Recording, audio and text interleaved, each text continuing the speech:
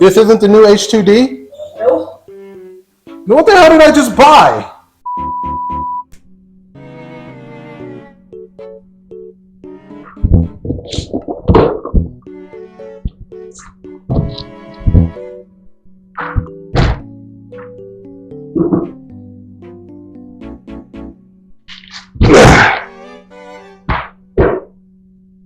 Yeah.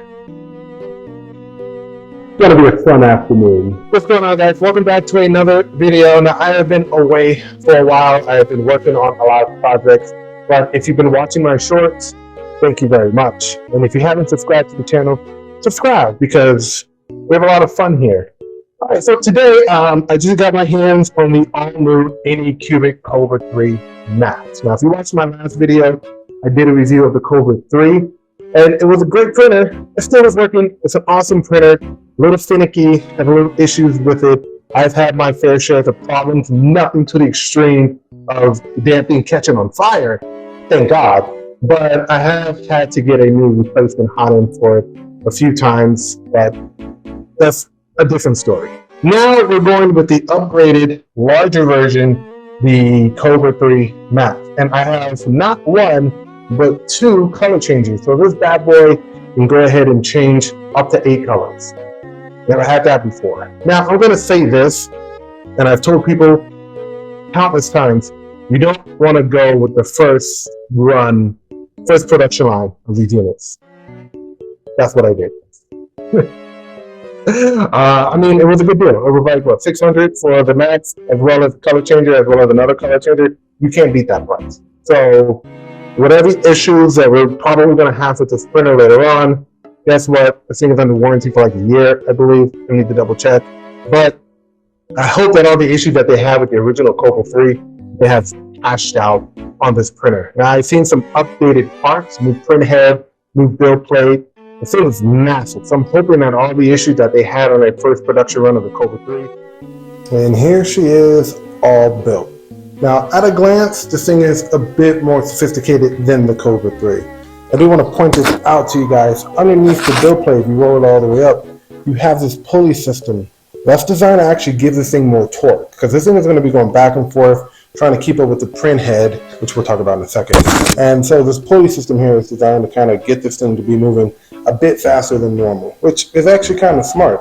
Now, for the print head is different from the Kobra 3. Now, I made a big deal about that because Anycubic has been using stock heads like no other, and these things break easily. With these, this is actually a bit different. Now, this is slightly different than the Kobra 3, but it looks a little bit smaller, and it gives it a little bit more of a sleeker look. Kind of have the belt fan here, or the fan here that probably rotates when it's on, kind of giving it that bamboo kind of vibe. The touchscreen just snaps in. You don't have to attach any wires. It's just in, screwing the cables, screwing the screws, and this thing is mounted just fine. You have your support beams here to keep this thing situated as it's going. And last but not least, you have your spool holder. Why they don't put the spool holder on top, I will never know, but this is actually a little bit better. It's not all the way in the back. That's going to give it more depth, because I hate that. I hate it. This is already a huge printer. Don't put it in the back, put it on the top, but they actually kind of thought ahead and put it on the side. It gives it about a good 6 inches of extra width, but it's not all the way in the back, which is great. And it makes sense because the spool goes up through here, goes up through your bolting tube and into the print head, which, you know, it is a direct drive because you can see the motor right there. All in all, it's a pretty nifty design. I don't have any problems with it. I do wish that the power connector was somewhere in the back, but the power button would remain here, because now you have that tough, kind of stubborn cable that goes in here, and you got to kind of feed it all the way back and make sure you don't, hit the spool holder, because this thing needs to move freely. All right, so here's the comparison. This is the Anycubic Chiron. We have the Kobra 3, and then we have the Kobra Max, the original one. As you can see, just looking at the design, the Chiron is obviously more clunkier. This has a more sleek design, and if you can kind of see, it's actually taller than your Chiron. Over here, the Anycubic is a bit of the same. It's slightly taller than the original Max, and it is actually bigger. So if we take our build plate, do not eat. Let me see, can you guys read that? It says, do not eat, not edible. Of course it's not edible, but you know, people like to put Gorilla Glue in their hair and blame the company for not telling them to do that. So let's take our PEI plate, kind of compare it. It doesn't even fit in the gantry. So this is actually loads bigger than the original Kobra Max. So I'm not going to take off the glass plate because that's a lot, but this at the time was a monster. You have your touch screen here, just like the rest of them. This one has a lot of just cable, and it is actually a Bowden tube, which means the extruder is right here. This is a direct drive. This has the same thing. This is kind of like an upgraded version of your Chiron. So you have the Bowden tube here, extruder in here.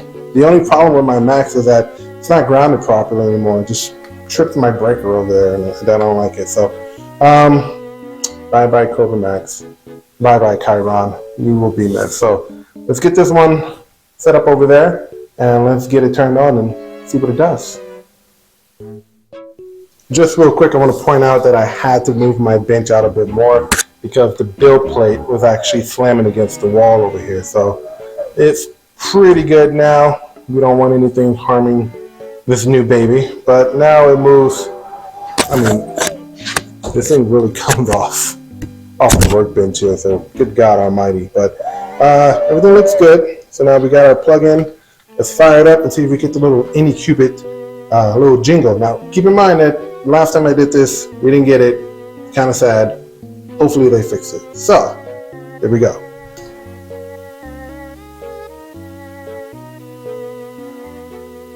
Don't look like we're getting it. No, we're not getting it. So, everything's set up with the Wi-Fi. There is no profile on the app for this printer just yet. I just checked. So, gotta wait on that. I just inserted the flash drive, and like the Kobra 3, it's doing its automatic calibration thing. So it's going to start doing this X detection, this Y-axis detection, and the Z-axis detection. And it's going to go through all the leveling and vibration control and all that stuff. So this is probably going to be a while before we can go ahead and get our printer going. So I'll see you guys in like, I don't know, 20 minutes. So first print on this massive monstrosity is of course the Benchy. Now I don't know why it's leveling again. It already went through his calibration and all that stuff. I just hit the Benchy and it is leveling. Now this thing is huge, which means leveling takes a long time. I think it's been at it for about 10 minutes now and it's not even finished yet. So just kind of sitting here waiting for this thing to get finished. All right, here we go. Let's just see this thing take off.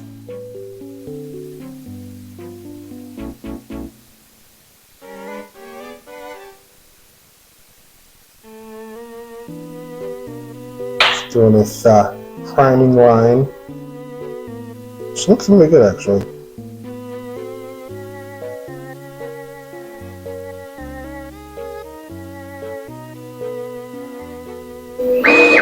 Wow, that was fast.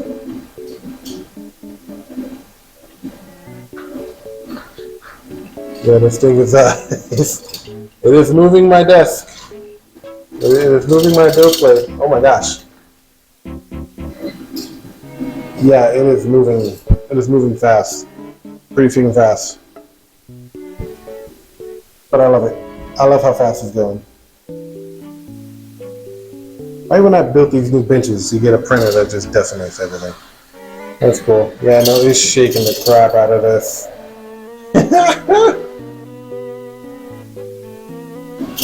Yeah, buddy.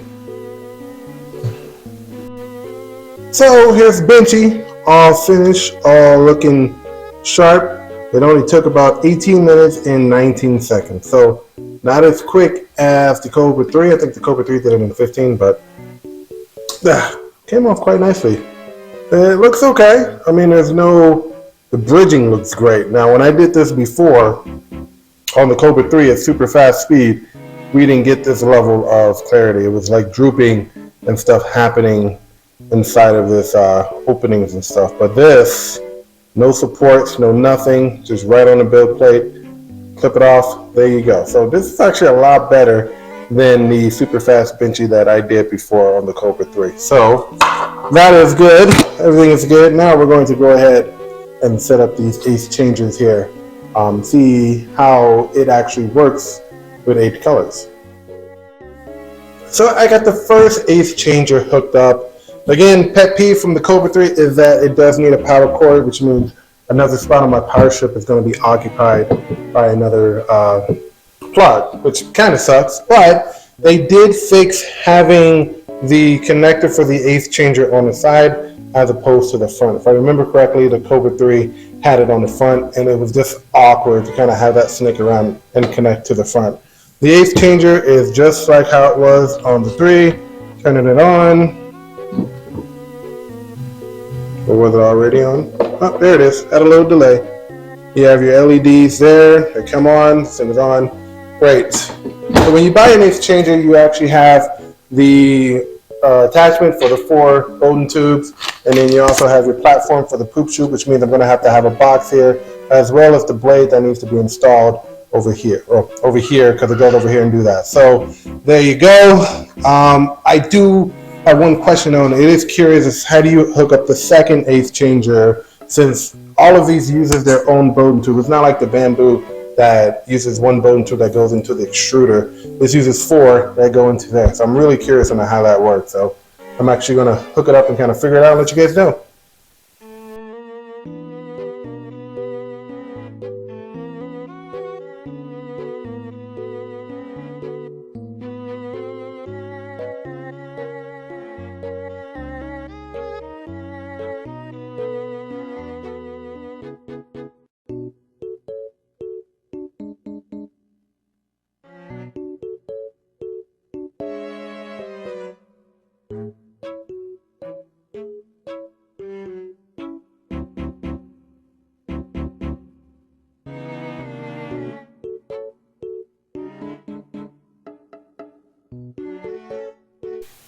So my first print just got done. This custom red hood, or I would say red Ronin helmet, all finished. Took about 31 hours to print at a 0.2 layer height, and this thing looks fantastic.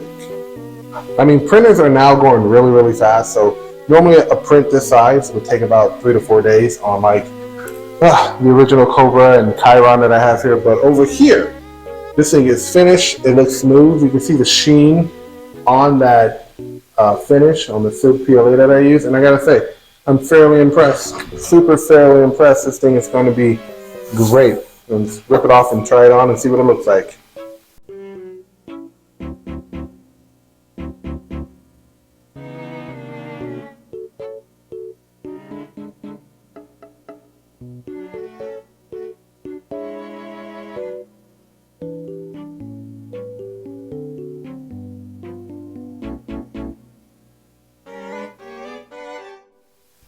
So, is the Anycubic Kobra 3 Max worth your money? In my opinion, yes. If you're looking for a budgetary printer that has multicolor functionality and is a large-scale printer, then this printer will absolutely do it for you. Now, just recently, probably the morning that I'm recording this section, Bamboo launched their H2D, and it looks fantastic, and it looks like a great printer. Kind of a little bit pricey, though. Just like all the Bamboo products, $1,500. Actually, this one is over $2,000. Kind of pricey. So if you're looking for a budgetary alternative, this is your guy. Now, I do have a few kind of comments about it. Comment number 1, this thing can change up to 8 colors, but for some odd apparent reason, the adapter that fits 8 colors instead of the 4 does not come with the ace changer. In fact, Anycubic doesn't even carry it in their shop. You have to reach out to support, and even then you still have to buy the part for $19, which I think is kind of insane. Since I dropped about $800 on the machine and the 2 ace changers, they should just give me that adapter for free. And that's not including shipping costs, okay? Just kind of annoyed at that kind of conundrum that I'm facing right now. But there is a model on Maker World that you can download, and all you have to do is buy the couplings and install the couplings, and you can have yourself an 8 filament changer for your machine. Another thing that I thought that would be kind of cool to have is LEDs along the main frame of the printer to kind of give you guys that nice little light up. My X3 has a light above it, and I didn't realize that it was a light until I saw the button on the X3 saying, hey, turn me on. So I was like, oh, that's cool. I did have some issues with adhesion on the first round. I calibrated it, obviously, when it came out of the box, but when I did my, not the Benchy, but my second print, this helmet right here, I ended up having to stop it because there just wasn't adhering for some reason. So I had to go ahead and recalibrate it again, do another bed leveling, and it worked out in the end. Not sure why that happened, kind of weird. All in all, do I recommend this printer? Yeah, sure, why not? It's Anycubic, and I think Anycubic is starting to step their game up in terms of getting their printers to be on par with some of the big players out there. The K2 Max from Reality, I heard, is a really good printer. Some people have had issues with it, but overall, I've heard nothing but great things about it. And now with Bamboo dropping their new H2D, I think that Anycubic is going to have to figure out a way to keep up with the competition, and this is actually the best thing that they can do. Also, and this is just kind of looking in from the outside, why isn't this enclosed? Why don't we have an enclosed Core XY? This thing is massive. I love big printers. When I had my Kobra Max and my Chiron, I had no quarrel with it being a bed slinger. It wasn't until the Core XY started to make a jump that everyone wanted a Core XY. So we have an eighth changer, we have a large scale printer. Why isn't this thing inside of a box? Don't know. And it's all the more curious because before this was even released, Anycubic released their S1, which is basically an enclosed Core XY. So you released that first, but you didn't release this bad boy inside of an enclosed printer. I think that would have been a better alternative because with as big as this printer is, it takes up a lot of space with the bed going laterally back and forth. So you really got to have this thing on a nice long bed or a long bench, table, whatever, in order for this thing to actually do its thing. So those are my little gripes about it. It's good. It has some things that could be improved. It has some things that need to be worked on, like not sending the 8 color changer. Why do I have 2 8 changers here and I can't use them because I don't have the 8 adapter? Like that's really dumb. I don't know why that's a thing, but it's stupid. Change it, make it work. Other than that, I'm actually going to go ahead and beat this thing down. Not to the point to where I'm out of a printer because I paid for this with my own money and I kind of want to keep it working. But I'm going to do some extensive testing on it. I am going to be changing out more colors and stuff like that, seeing what kind of materials this thing can handle, and if I have any issues, how easy is it to resolve those issues, clogs, all that fun stuff. So that's going to be in a more in-depth review video coming later on. Don't know when I'm going to get to it because I got a lot of work, but I'm going to get to it as soon as possible because I'm about to boot this bad boy up and actually get it going. So that is it for this video. Thank you guys for watching. If you guys have any questions or concerns about this printer, let me know. And of course, thank you and special shout out to all of my patrons. If you guys are looking to get your hands on the Kobra 3, I do have a special promo code for my paid members over on my Patreon. So if you're looking to get some STLs and join the club and have some fun, check out patreon.com/ change my name, Heroic Studios 3D. That's it for today. As I was saying before, my camera so rudely decided to die. Stupid camera. That's it for this video, guys. Enjoy the rest of your week, weekend, whenever you guys are watching this video. Like I said, check out my Patreon, Heroic Studios 3D, and make sure you do subscribe. Got any questions? Let me know. Until then, I'm out. Peace.